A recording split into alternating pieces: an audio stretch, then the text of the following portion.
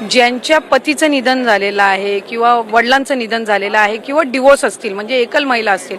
त्यांच्यासाठी आम्ही वेबसाईटवर एक ऑप्शनच्या संदर्भातलं एक वर्किंग करत आहोत की त्यांच्या पतीचं किंवा वडिलांचं जर निधन झालं असेल तर त्यांचं डेथ सर्टिफिकेट किंवा डिवोर्स झाला असेल तर ते डिवोर्सचे पेपर्स अपलोड करण्याच्या दृष्टिकोनातून हे आम्ही तिथं ऑप्शन्स तयार करत आहोत। त्यासाठी वेबसाईटमध्ये ज्या काही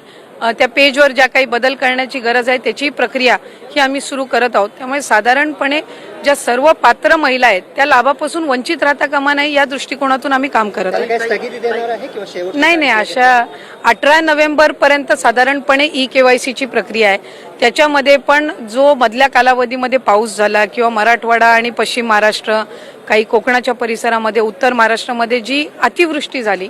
या संबंध परिस्थितीमध्ये कायकांचे कागदपत्र त्यांना गमवावे लागले म्हणजे त्या पुराच्या परिस्थितीमध्ये तर त्या संदर्भातला निर्णय हा आम्ही त्यांना एक्सटेन्शन देणं मुदतवाढ देणं हे आम्ही निश्चितपणाने त्या ठिकाणी करू आणि कुठलाही पात्र लाभार्थी लाभापासून वंचित राहणार नाही याची दक्षता आम्ही नक्कीच